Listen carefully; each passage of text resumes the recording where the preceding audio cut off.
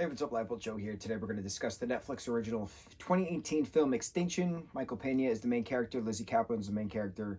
You have Israel Picard in this as well. Um, I love how Michael Pena has played a father fighting aliens in two films now. Battle of Los Angeles was one, which we haven't talked about. We got to add that to the list, as well as Extinction. And Lizzie Kaplan has been in two alien invasion films as well, Cloverfield in 2008, and then 10 years later, Extinction.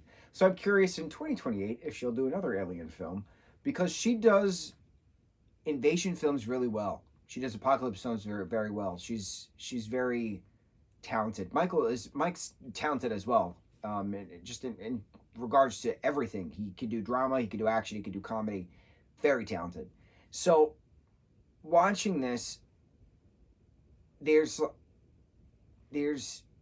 multiple twists, and it's very interesting because it's an hour and a half. It goes super quick. This was supposed to be a theatrical release from Universal, and then a week before the release or something happened, and they pitched it to Netflix, who then picked it up. This is very good. Pacing could have been a little better. I would have fine-tuned a little bit. I would have added some more after the fine-tuning, but otherwise, like, this was very good. It held my attention. Not many people liked it, and I don't know why, because the twist was really good. I didn't expect some twists to it. So you have this family in this city doing their family things. You know, one person is doing this job, another person is doing that job, but Michael's character is starting to have very vivid nightmares of invasions and death and destruction and all these things, and he doesn't understand why. So eventually it gets to him, and he's convinced by his wife, Lizzie Kaplan's character, he's convinced by his boss, David, to see a therapist, basically, to see this woman who helps individuals, with sleep problems. So he goes, and this guy in the waiting room, who I looked it up, is, a fun fact, married to Lizzie Kaplan, is saying, you can't have them suppress what you know to be true and all these things, and you're seeing the same things I am, right? You're seeing the lights and the visions and the destruction, and they can't tell you that it's not happening, because it is going to happen, and things, and it brings a question of how many people will have the same type of premonition prior to that an apocalyptic event. I remember when 9/11 happened, and I'm a Long Islander, so we're right on the outskirts of Manhattan, and I remember hearing a lot of moms talking when that happened, prior and during the time of premonitions, of feelings, and can't shake things, and just things, right? And then certain things of two towers or things, right? So I'm like, how does that SOC work? The SOC, the stream of consciousness, the SOC. How does that work in regards to those types of events? Those broad, something big is going to happen. How many people in the surrounding area are going to feel and have blips of that surrounding, of that thing that's going to happen? First of all, what's the point of having the blips, having the feelings? But that's a conversation for a different time. Because there is no point, because you can't change the inevitable. So with the guy talking to Michael's character in the waiting room, I was like, wow, this is a good SOC. This is a good SOC film. Not many films, not many projects do SOC well, stream of consciousness. So I thought it was a very good way of portraying that. So I was like, okay, you have my attention 20 minutes into the film, 10 minutes into the film. 20 minutes is when the aliens come. I did time it, because it's an hour and a half. And I was like, how does this work in regards to an invasion film? So as the film progresses, and there's a family celebration with all the friends and family of, celebrating Lizzie's character's job promotion, things of that nature. Then at the very after party aspect of it, when the party's done, there's only two families left.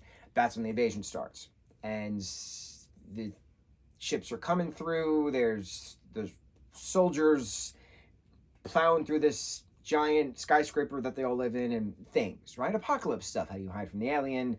What do you do when you grab their gun? If it's biometric, how can you rework it? Stuff like that. And then eventually, as you're fighting and fighting and fighting, and then eventually when you are on the outskirts of your building and you go into a tower, a basement-y thing, a tunnel, That was the word I was trying to get. Tunnel tower.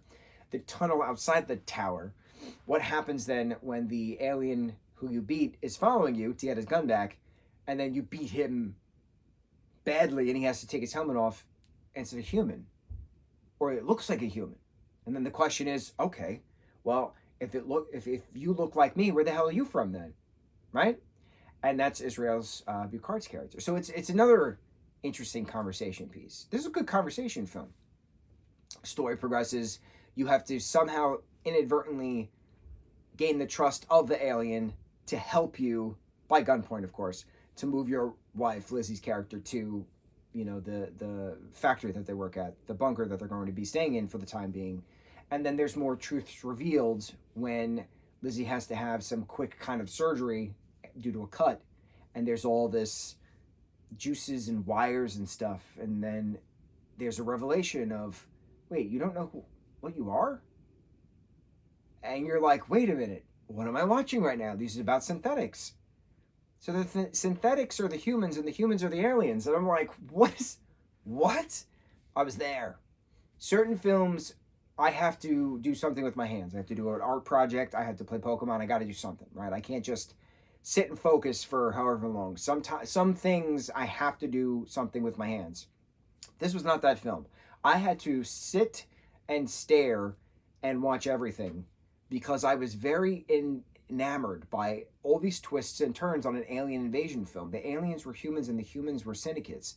And I was like, synthetics, excuse me.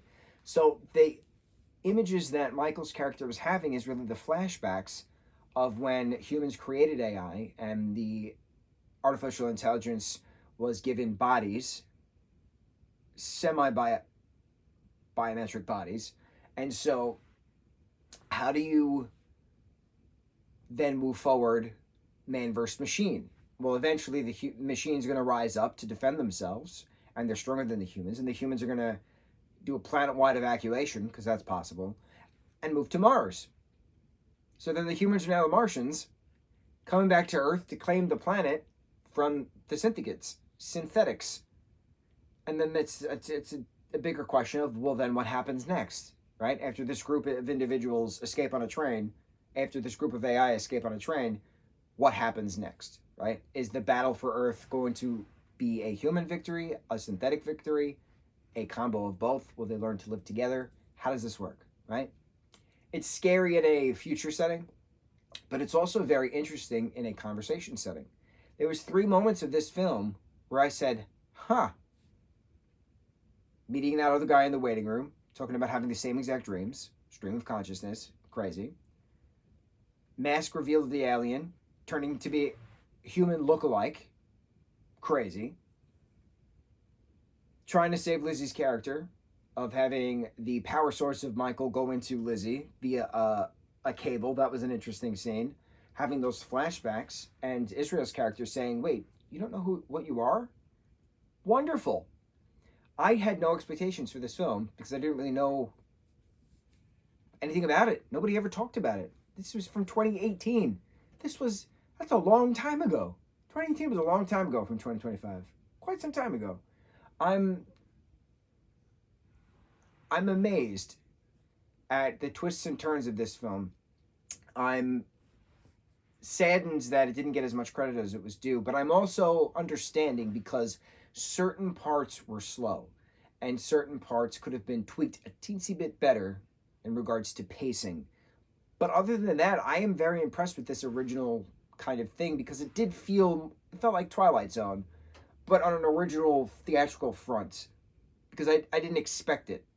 I think that's what's cool about it. I didn't expect it. I just thought it was another run-of-the-mill alien invasion, what happens with the family kind of a thing, right? No.